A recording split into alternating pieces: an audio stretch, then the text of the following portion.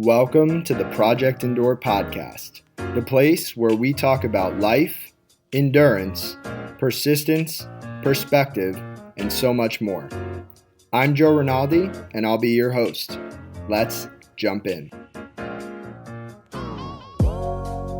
Before we get started, let me thank you for being here. The stories on this podcast are meant to let you know that you're not alone in what you're going through, and that we can all find strength in struggle with the right perspective. If you've been enjoying the podcast, let me ask that you leave a review on your platform of choice to help us grow so that we can continue to make the world a better place, one conversation at a time. Now, let's get to the episode.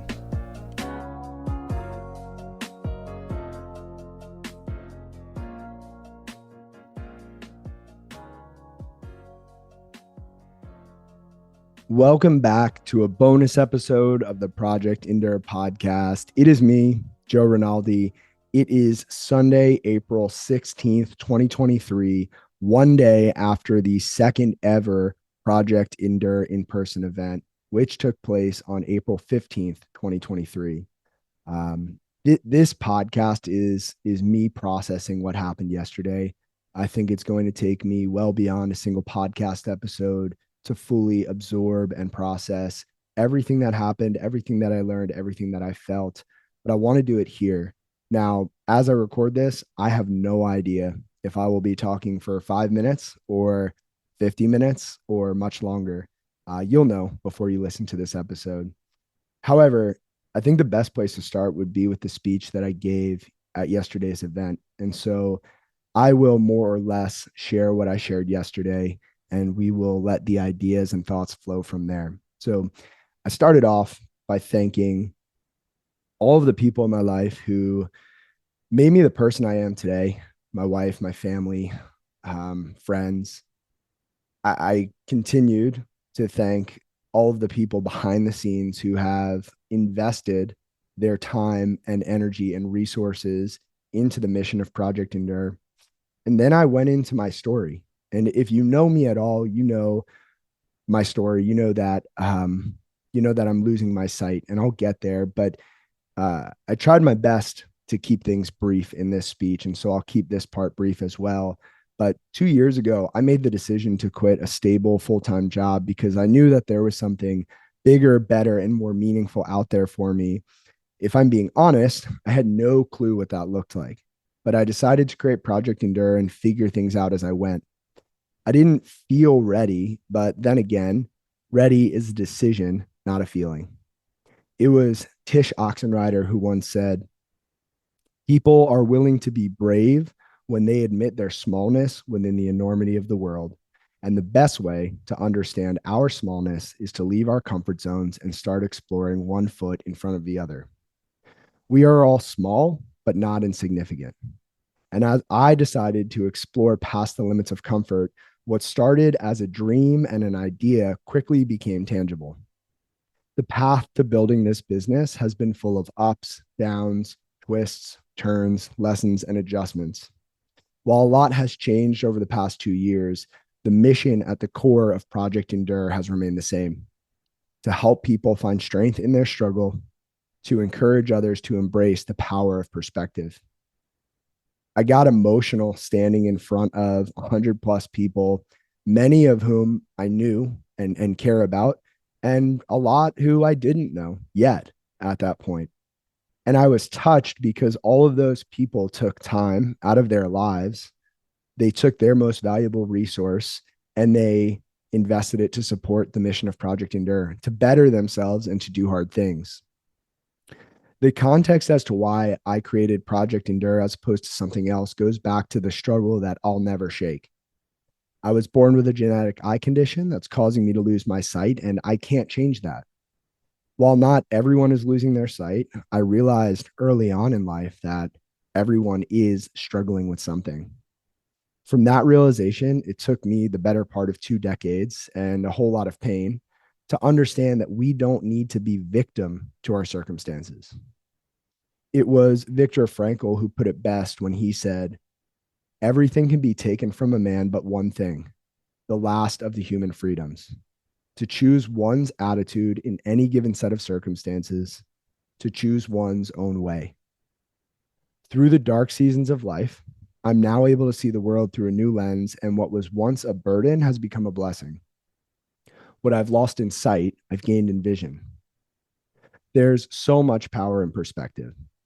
It's what allows us to see the good in the bad, and it's what allowed me to see that hard isn't bad. In fact, the hard things in life, both chosen and unchosen, present us with incredible opportunities to grow, to be planted when it feels like we're buried. The truth is, there is no strength without struggle. There is no resilience without resistance, and there is no endurance without effort.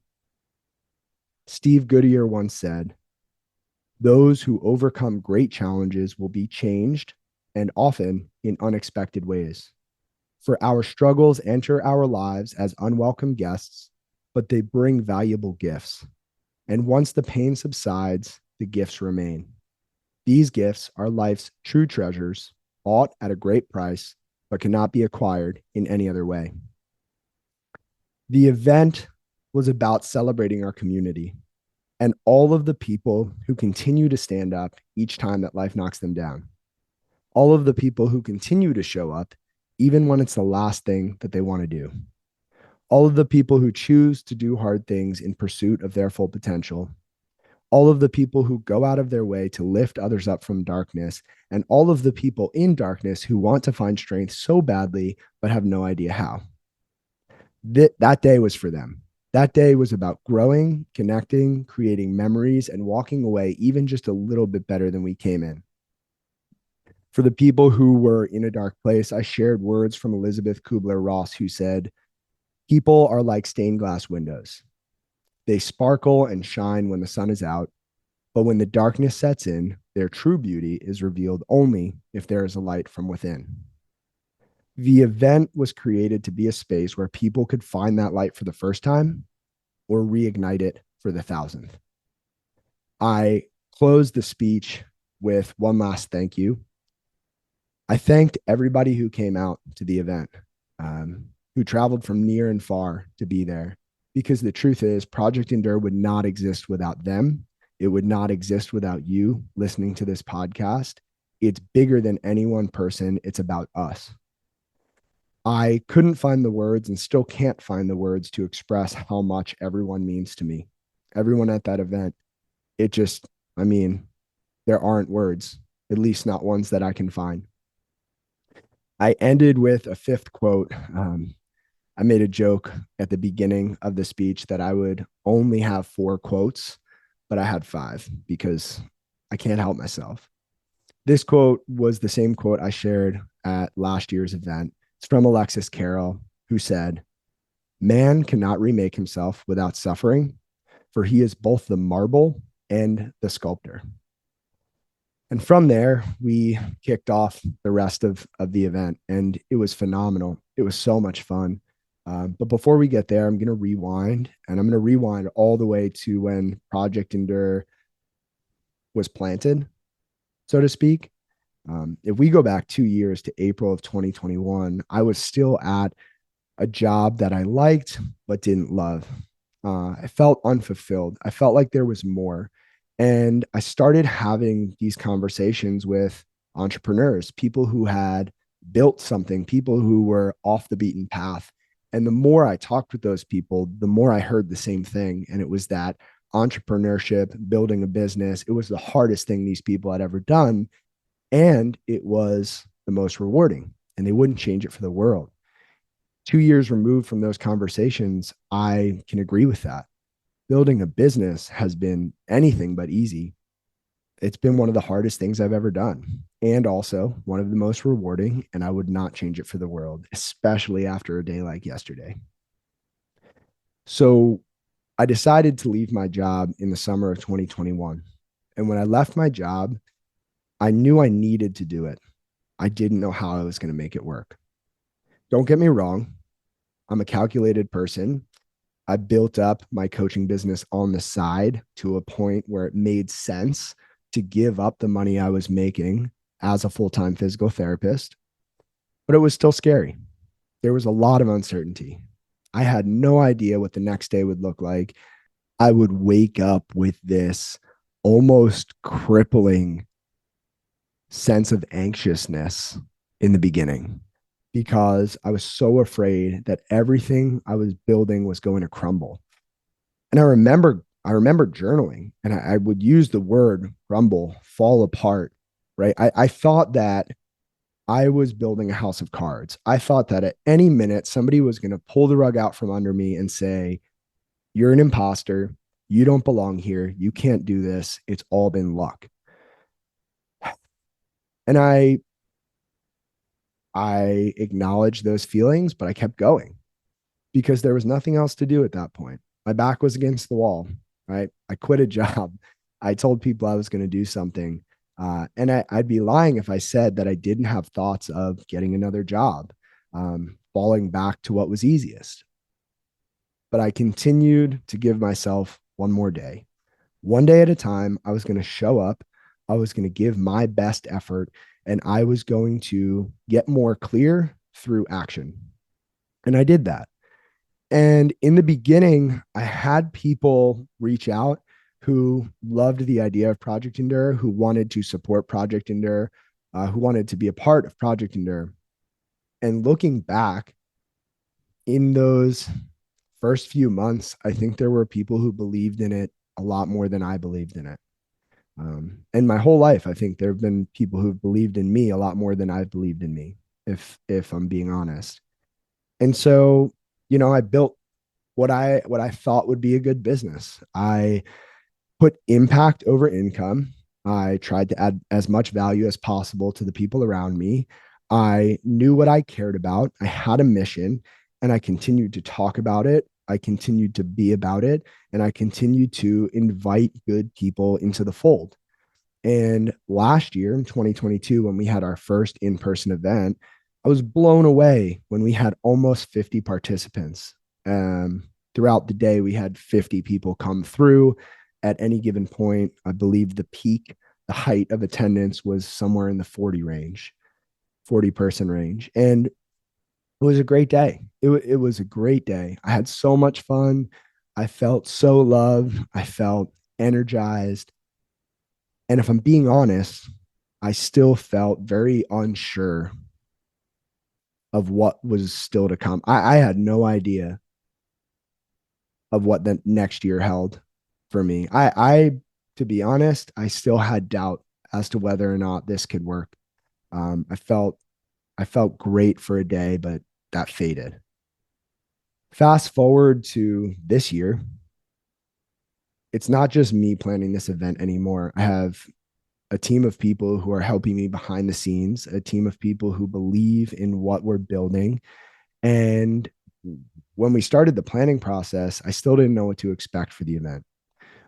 When we started to talk about it, when we started to push it out, we had a lot of interest, and that excited me and scared me. As the event neared, things got chaotic. Even though I have help, I was still doing and am still doing quite a bit of the work myself. There are a lot of small details and big details that go into planning an event like we threw on. Um, it's just chaotic and overwhelming at times, and I sacrificed quality time with people I care about to make sure that this event was a special one. The week of the event, you have those butterflies in your stomach. It's almost like when you're playing competitive sport and there's a game coming up and you're nervous and excited and you just have that feeling in your gut. That's what I had all of this week. And we get to the weekend. On Friday, April 14th, we had our Team Endure athletes come for a day. We had somewhat of a media day. They did a track workout. They did a gym workout. They did interviews, headshots, so on and so forth. We had a team dinner. That was a really special day for me because this group of individuals who believes so strongly in the mission of Project Endure got to meet all together in person for the first time. And those bonds are so special. It was so amazing to watch these people take relationship to a new level on that day. Um, Dinner was so cool. Getting to sit down at a 20 plus person table uh, in a private area of a restaurant and just laugh and smile and have fun and feel close. And then to get to treat those people to dinner because of the success that the business has had. That's something that we're able to do. And I loved it. I absolutely loved it. And I wish I could do that more. I want that feeling. Anyway, we get to Saturday, and as it goes, things don't go to plan. People who said they would be there had a last minute change of plans. Things that were supposed to happen weren't happening. It's chaos. And you know what? It all works out. It all worked out. The doors opened at 12. I had so much help setting up. I felt so supported. And you just start to see these people trickle in.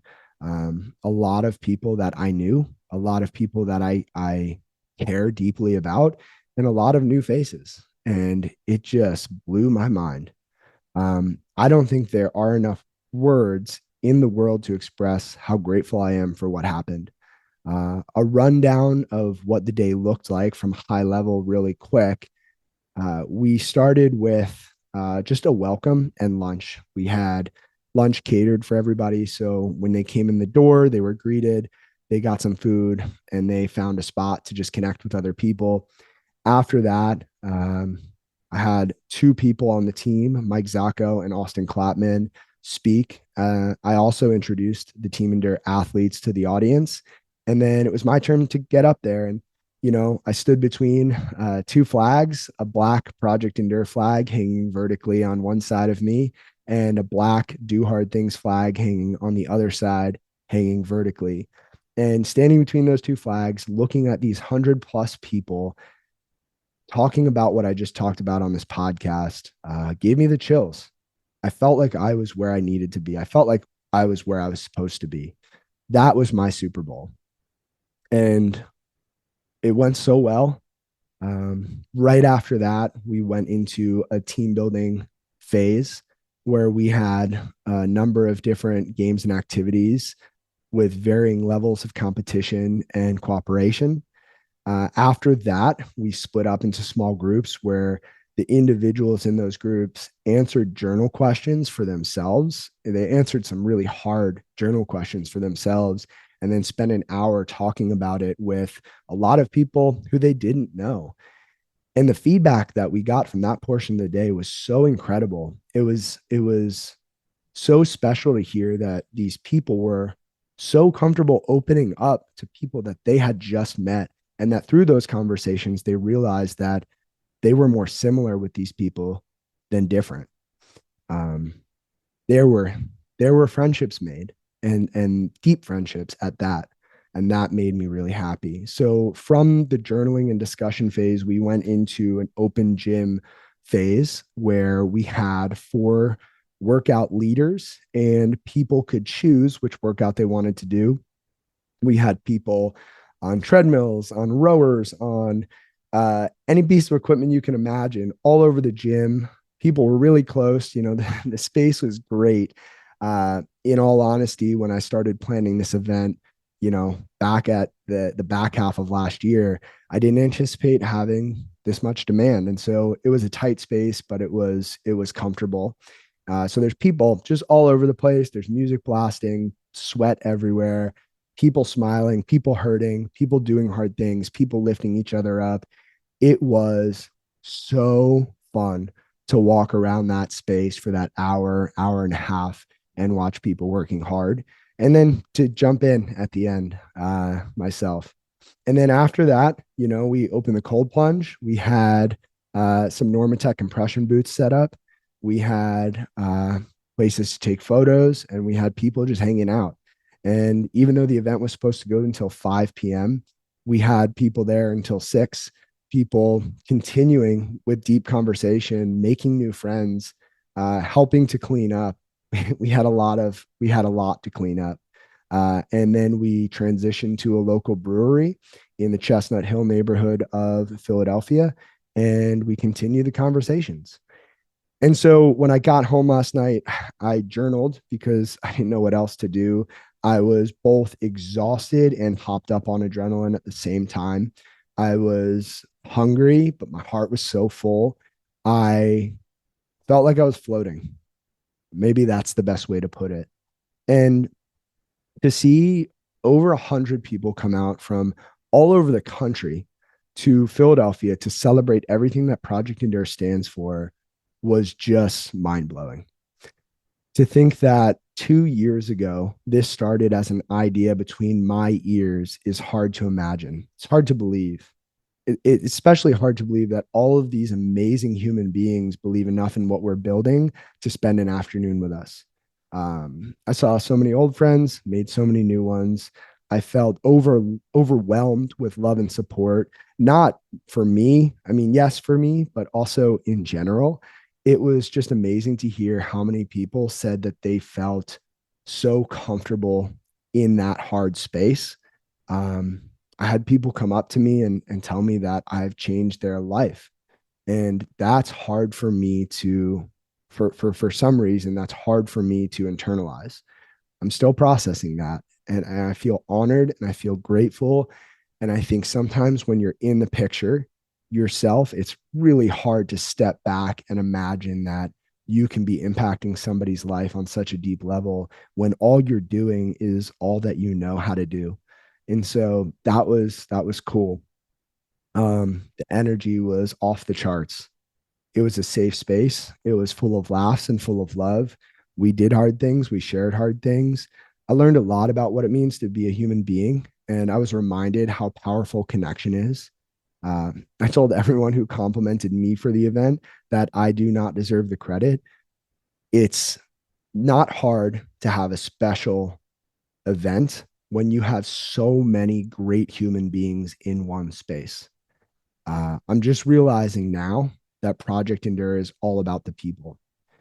Deep down inside, I feel that at my core. Project Endure is about the people who make it up. We're nothing without the people that stand with us. And I'm so grateful to have so many incredible people with us. Um, you know, what matters is that this was a huge success, and I'm so proud of what we're building. I'm also proud of myself, which is not something I feel often, as crazy as that might sound. I tend to just operate from a place of this is the right thing to do, so I'm going to do it. But I did feel proud. I felt extra proud after yesterday. And I mean, following the event, like I said, we got home and I was just exhausted. And I got a picture from one of the videographers who traveled to be there. And in this picture, I am standing in the middle of a circle of 100 people, and I am shouting out directions. I am wearing a Project Endure shirt. There is a black Do Hard Things flag hanging vertically behind me. And it's me in the arena. One of my favorite quotes is from Theodore Roosevelt. From the very beginning of this entrepreneurship pursuit, that quote has been in my office. It's still in my office. It's 10 feet away from me, maybe 15 feet away from me right now as I record this. I'll read the quote and then I'll share a thought. The quote goes, "It is not the critic who counts, not the man who points out how the strong man stumbles or where the doer of deeds could have done them better. The credit belongs to the man who is actually in the arena, whose face is marred by dust and sweat and blood, who strives valiantly, who errs, who comes short again and again because there is no effort without error and shortcoming. But who does actually strive to do the deeds, who knows great enthusiasms, the great devotions, who spends himself in a worthy cause, who at the best, in the end, knows the triumph of high achievement, and who at the worst, if he fails, at least failed while daring greatly, so that his place shall never be with those cold and timid souls who neither know victory nor defeat." When I started Project Endure, I pictured myself in the arena. I was the man in the arena. And yesterday, I was the man in the arena. That picture shows it. I was doing hard things with a heart so full that it could explode. In that picture, seeing that picture made me realize that the arena didn't look like what I thought it would look like. When I started this journey, it was me against the world, it was me against the critic. I imagined myself surrounded by people who did not believe in me, who did not understand, who did not want me to succeed. And I realized, seeing that picture after the event, that it's quite the opposite. The people around me in that picture, the people around me in life, are brothers and sisters, individuals who understand that strength comes through struggle and that hard things don't have to be bad things. When I started this, I was scared, uncertain of what tomorrow would bring, and unsure if this mission would resonate with anyone. I'm still scared. I'm still unsure of what the next step looks like, but I have no doubt that this mission is worth fighting for. There is strength in struggle, and the path to uncovering it requires perspective. From the bottom of my heart, I am so grateful to all of the people who showed up at the event and all of the people who continue to show up for themselves and each other. Like I said at the beginning of this podcast, it's going to take me a while to process what's on my heart. But for now, I just want anyone listening to this to know that the path to what you want is the hard one. And yes, you can do it. And no, it doesn't have to be done alone. I don't know where to go with the rest of this episode. There's a lot to do after the event is over. There are a lot of thank yous that I need to express. There are a lot of pictures and videos that need to be organized and then put out into the world. There are a lot of next steps that we need to figure out as a brand. There's still a lot left to do. I think one of the things I'm bad at is slowing down and enjoying the moment. My mind always goes to what's next. My mind is always wondering what's the next step. And in this moment, for right now, it's actually one of the few times in my life where I don't feel the need to think about the next step right away. I'm okay being here for a while. If I'm being honest, I wish I could hold on to this feeling forever. I would love to go back yesterday and do that all over again. I would love it. I was in my element. Um, I love encouraging people. I love supporting people. I love making people feel seen and heard and cared for. And that's what I got to do in a very tangible way yesterday. And it's what I do through coaching all the time. It's what I attempt to do in every interaction and relationship that I have. But yesterday was special because it happened in such an intense way with so many people. And walking around, just getting to throw out high fives, shout encouragement, give hugs, get hugs after people got out of the cold plunge. It was just surreal. Looking back on it, I realized that you walk away from 10-minute interactions with someone who in the morning would have been a stranger, feeling like you've known that person for 10 years. The depth of connection was so present. I mean, it just, it's what fills me up. It's what I hope people felt. It's what I hope people can bring back with them away from the event to the rest of their lives and to everybody they interact with. When you are willing to be vulnerable, when you are willing to be open to the idea that the person you're interacting with might just be beneath the surface, struggling with something that you can't see, just another human being doing their best to navigate this hard, unfair, and uncertain life. If you can be open to that idea and you can soften your heart to that, you can make friends like it's nobody's business. You can make meaningful friendships happen in a matter of minutes. And I hope people realized that during the event. And I hope that you can take my word for it, listening to this right now, and give it a shot the next time you meet somebody new. And as it's been said, every stranger is just a friend you haven't met yet. And that's what that's what this event was. And the other thing I'll say is that, a lot of times we assume when we feel isolated, when we feel different, that nobody else in the world can empathize, that nobody else in the world could understand. And for the longest time in my life, I felt crazy and I thought that was a bad thing. I would wake up early, I would work really hard. My priorities didn't match the priorities of those people around me who wanted to, you know, spend their time doing things that I didn't think were worth it. I won't go into the details. I was just different. And, and it was when I came across a quote by Friedrich Nietzsche who said, "Those who dance are considered insane by those who can't hear the music." That's when it all clicked.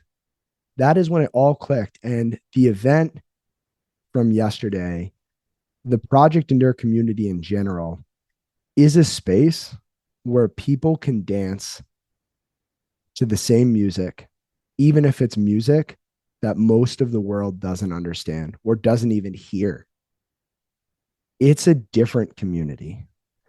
It's a community full of people who want to go the extra mile, who see the value in doing hard things, who are not like most of the other people in their life. This community is for those people. And that's a big part of what makes it special. And the other thing I'll throw in here is that there were hugs that gave me the chills. There were hugs that gave me the chills. And I don't get that anywhere else. I'm a hugger, but I don't get that anywhere else.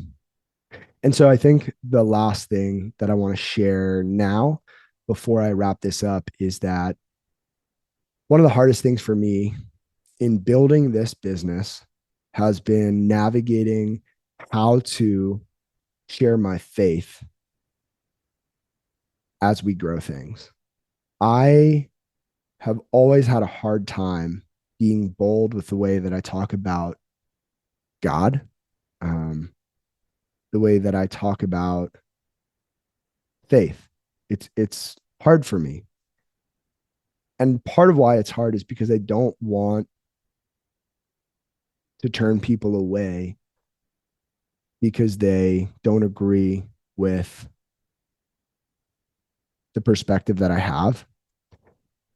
But what I will say is, through the course of building this business, I have met so many people with such deep faith, and it's encouraged me so much that I don't always need to speak my faith. I can live it out. I can love other people well, and I can show other people who God is and how he loves us through how I hold the responsibilities that I have, how I embrace the people in my life, how I love others, how I lift others up. And I guess all that is to say, it's been amazing to see how God has worked in my life over the past few years through Project Endure over the past 2 years and in the lives of so many people that this community has touched. And so if you're listening to this, I just want to say thank you. Whether you know it or not, I appreciate you more than you know.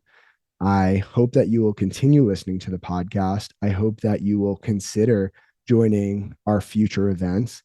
I hope that you will engage with our brand, our community. I hope that you'll reach out to me and introduce yourself if we don't know each other already. And I hope that you can leave, having listened to this podcast, feeling even just a little bit more inspired, encouraged, and empowered than when you started it. Thank you so much. I will be back soon with another episode. for now, I am going to work out and then get some sleep. And until next time, appreciate you. Do hard things. If you enjoyed this episode of the Project Indoor podcast, go ahead and subscribe, leave a review on your platform of choice, and share this episode with a friend. It helps us get more conversations like this out to more people like you. We appreciate you, and we'll talk to you next time. And one more thing. If you're looking for a community of people all striving to be better together, check out the Project Indoor Hard Things Club. The link is in the description below. We'd love to have you.